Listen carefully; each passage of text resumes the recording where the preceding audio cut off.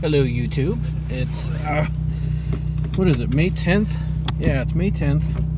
Finally, after about 7 days of straight rain, we're gonna have a 70-degree day. I think we're at like 3 sunny days in a row, which is kind of good. Somebody posted in one of my other forums that they wanted to have a in-cabin video, just a short. I'll just make this a short clip of the car to go along as a complimentary video to the external.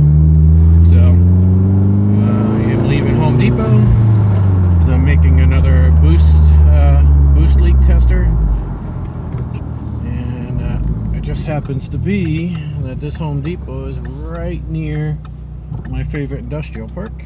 Actually, I'm kind of already entering it from here, right out of the gate. So hopefully I can get a real quick clip done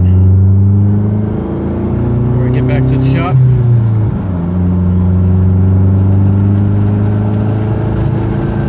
It's so nice out. So while I'm making my way to my spot, I'm gonna roll the window up a little bit. I'm gonna tell you guys of a little scare I had this weekend. And it was all of my doing, unfortunately, because, you know, mistakes happen, we're people.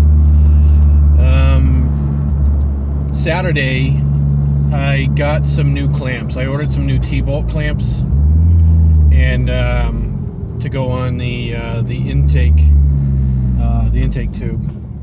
And I hate worm gear clamps. You can't tighten them enough. They start twisting. They skip teeth. All that stuff. So, got the new ones, put the 3.5-inch one on, it fit, it's a little snug, but got on there, no problem. Got the 4-inch one, and I could not get it on the turbo inlet, just wouldn't fit.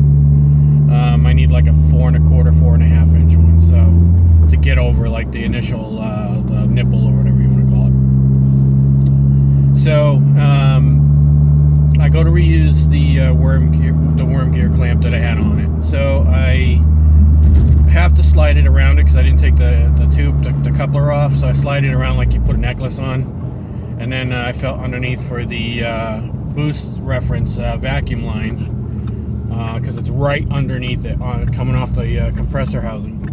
So I didn't want to pinch it or anything. So I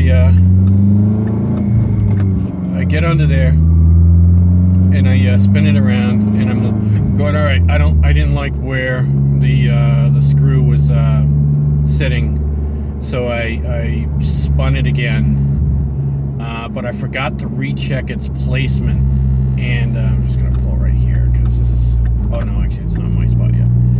So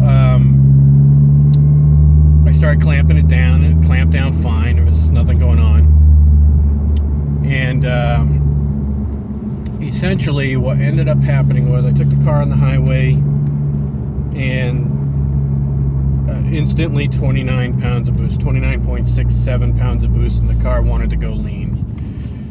It did it for about 2 seconds, and then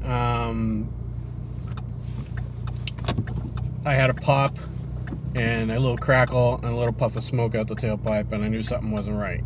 And I pretty much data log this car every time. I'm data logging right now. Every time I drive it, I'm data logging. Just in case, you know, just to see if anything, because, you know, it's still a fresh build and everything. So I was like, ah, crap, I blew my motor. But the whole way home it was driving fine, which is weird until you come to a stop, and then it would idle like shit. So I get home and I couldn't figure out what was going on. I didn't know why it was over boosting. I did a kind of very, very tiny small pull at that point, because if something popped, it already did. Just a very brief, just to see if it was, and it wanted to shoot right straight up. So obviously, for some reason, it was over boosting. I didn't touch it. I just left it as is and pondered how bad things probably were going to be. And on yesterday, on Monday, I stopped at my bud's shop. I shot the shit with him, talked it over with him, and he gave me the couple of things to go look at, which I had already looked at. So I was getting a cylinder number 2 misfire. I already checked the plug. It looked okay. I swapped the coil pack. Car's still idle like shit. But the thing was, it wasn't knocking. It's not making any engine noise. It's not smoking, other than a slight gassy smell, which I figured if it was actually misfiring, that's why. It's not burning any fuel on. Pulled the plug out, found that the plug had, let's see if I can pull it. The plug, the ceramic or porcelain, whatever you want to call it, the little center section. I'll just take the camera out real quick.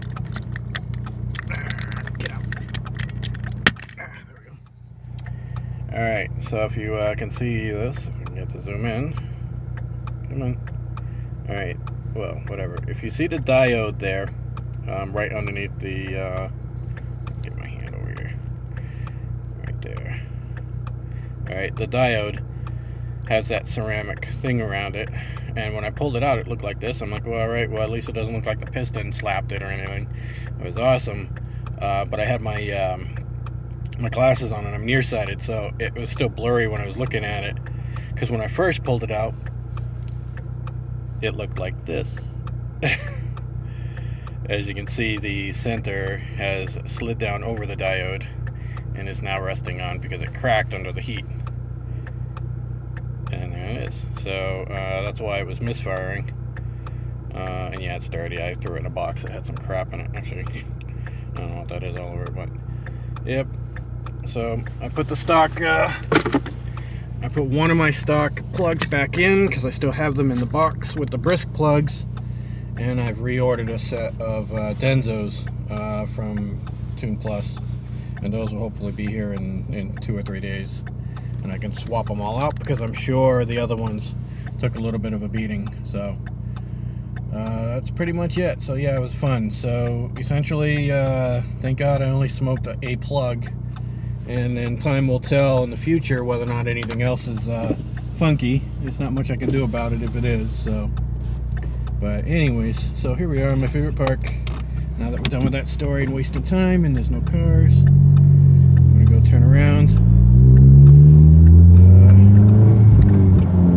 little cul-de-sac. Right now, car's running like it should. I am hitting all target numbers again. Thank God. Unfortunately, my camera's like shaking around a little bit in here. Tell people come down in here because I see donut marks. They're not mine, but I don't do donut marks. Alrighty. There we go.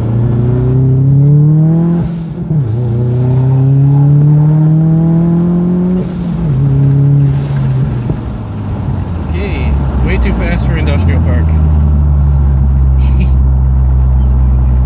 There we go. Nice and quiet. Alright, so that's to pull in the car. Hitting my target 24.56 psi, which is a little bit over, but that's fine. It's running good. Everything's doing what it's supposed to do. New blow-off valve is working like it's supposed to. And that's it. That's all I got for you guys. If you got any questions, comments, you like it, you don't like it, whatever, you know, hit whatever. Talk to you guys later. Bye-bye.